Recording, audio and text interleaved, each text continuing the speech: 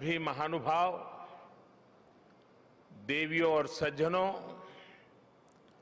और मेरे युवा साथियों, आज जब मैं सुबह दिल्ली से निकला तो बहुत ही अद्भुत संयोग हुआ। अमृत महोत्सव के प्रारंभ होने से पहले आज देश की राजधानी में अमृत वर्षा भी हुई और वरुण देव ने आशीर्वाद भी दिया। ये हम सभी का सौभाग्य है कि हम आजाद भारत के इस ऐतिहासिक कालखंड के साक्षी बन रहे हैं। आज दांडी यात्रा की वर्षगांठ पर हम बापू की इस कर्मस्थली पर इतिहास बनते भी देख रहे हैं और इतिहास का हिस्सा भी बन रहे हैं। आज आजादी के अमृत महोत्सव का प्रारंभ हो रहा है, पहला दिन है। अमृत महोत्सव 15 अगस्त 2022 से 75 सप्ताह पूर्व आज प्रारंभ हुआ है और 15 अगस्त 2023 तक चलेगा। हमारे यहां मान्यता है कि जब कभी ऐसा अवसर आता है तब सारे तीर्थों का एक साथ संगम हो जाता है। आज एक राष्ट्र के रूप में भारत के लिए भी ऐसा ही पवित्र अवसर है। आज हमारे स्वाधीनता संग्राम के कितने ही पुण्य तीर्थ, कितने ही पवित्र केंद्र साबरमती आश्रम से जुड़े रहे हैं। स्वाधीनता संग्राम की पराकाष्ठा को प्रणाम करने वाली अंडमान की सेल्यूलर जेल, अरुणाचल प्रदेश से एंग्लो इंडियन वॉर की गवाह केकर मॉर्निंग की भूमि, मुंबई का अगस्त क्रांति मैदान, पंजाब का जलियांवाला बाग, उत्तर प्रदेश का मेरठ, काकोरी और झांसी, देश भर में ऐसे कितने ही स्थान पर आज एक साथ इस अमृत महोत्सव का श्री गणेश हो रहा है। ऐसा लग रहा है जैसे आजादी के असंख्य संघर्ष, असंख्य बलिदानों का और असंख्य तपस्याओं की ऊर्जा पूरे भारत में एक साथ पुनर्जागृत हो रही है। मैं इस पुण्य अवसर पर बापू के चरणों में अपने श्रद्धा सुमन अर्पित करता हूं। मैं देश के स्वाधीनता संग्राम में अपने आप को आहूत करने वाले,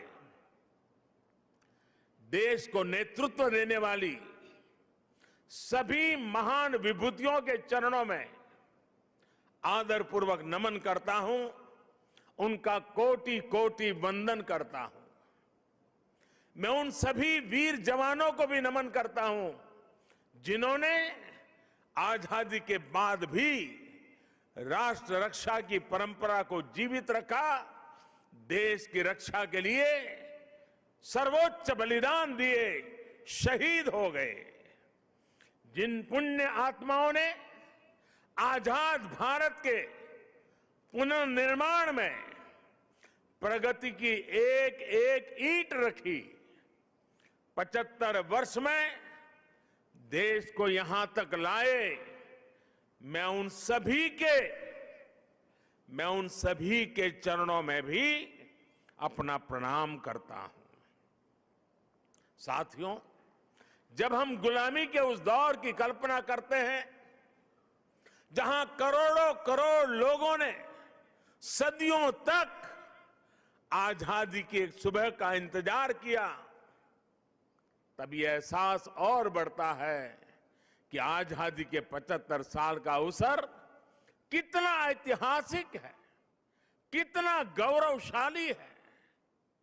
इस पर्व में शाश्वत भारत की परंपरा भी है, स्वाधीनता संग्राम की परछाई भी है और आजाद भारत के गौरवान्वित करने वाली प्रगति भी है।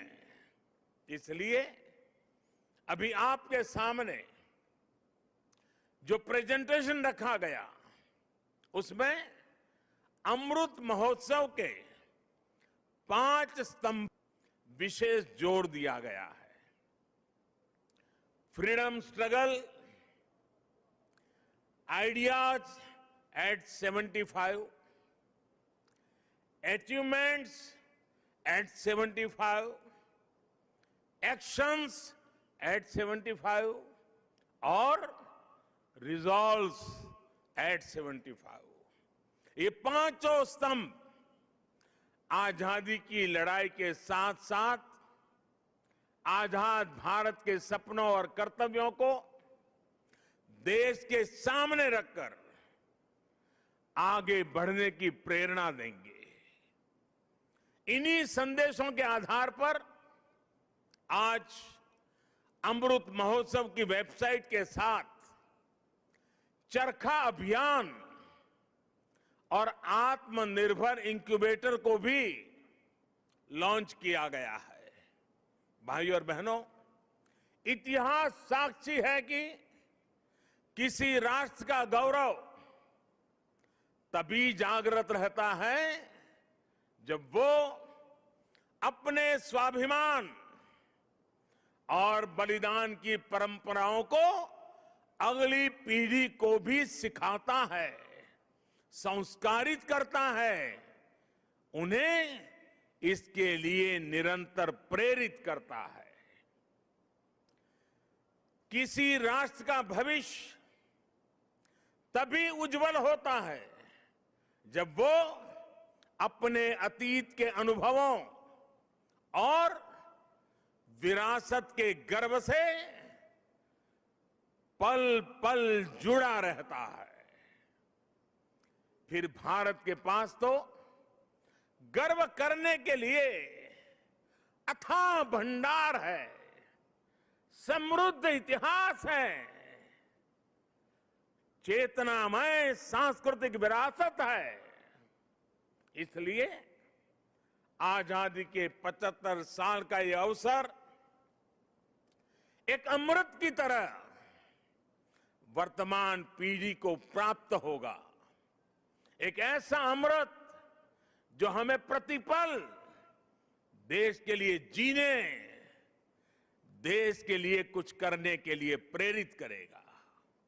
साथियों, हमारे यहां वेदों में एक वाक्य है, मृत्यो मृक्षीय मामृताम, अर्थात हम दुख, कष्ट, क्लेश और विनाश से निकलकर अमृत की तरफ बढ़ें, अमरता की ओर बढ़ें। यही संकल्प आजादी के इस अमृत महोत्सव का भी है। आजादी का अमृत महोत्सव यानी आजादी की ऊर्जा का अमृत। आजादी का अमृत महोत्सव यानी स्वाधीनता सेनानियों से प्रेरणाओं का अमृत। आजादी का अमृत महोत्सव यानी नए विचारों का अमृत, नए संकल्पों का अमृत। आजादी का अमृत महोत्सव यानी आत्मनिर्भरता का अमृत। और इसलिए ये महोत्सव राष्ट्र के जागरण का महोत्सव है। ये महोत्सव सुराज्य के सपने को पूरा करने का महोत्सव है। ये महोत्सव वैश्विक शांति का, विकास का महोत्सव है। साथियों, अमृत महोत्सव का शुभारंभ दांडी यात्रा के दिन हो रहा है। उस ऐतिहासिक क्षण को पुनर्जीवित करने के लिए एक यात्रा भी अभी शुरू होने जा रही है। यह अद्भुत संयोग है कि दांडी यात्रा का प्रभाव और संदेश भी वैसा ही है जो आज देश अमृत महोत्सव के माध्यम से लेकर आगे बढ़ रहा है। गांधी जी की इस एक यात्रा ने आजादी के संघर्ष को एक नई प्रेरणा के साथ जन जन से जोड़ दिया था। इस एक यात्रा ने अपनी आजादी को लेकर भारत के नजरिए को पूरी दुनिया तक पहुंचा दिया था। ऐसा ऐतिहासिक और ऐसा इसलिए क्योंकि बापू की दांडी यात्रा में आजादी के आग्रह के साथ साथ भारत के स्वभाव और भारत के संस्कारों का भी समावेश था। हमारे यहां नमक को कभी उसकी कीमत से नहीं आंका गया। हमारे यहां नमक का मतलब है ईमानदारी। हमारे यहां नमक का मतलब है विश्वास। हमारे यहां नमक का मतलब है वफादारी। हम आज भी कहते हैं कि हमने देश का नमक खाया है। ऐसा इसलिए नहीं क्योंकि नमक कोई बहुत कीमती चीज है। ऐसा इसलिए क्योंकि नमक हमारे यहां श्रम और समानता का प्रतीक है।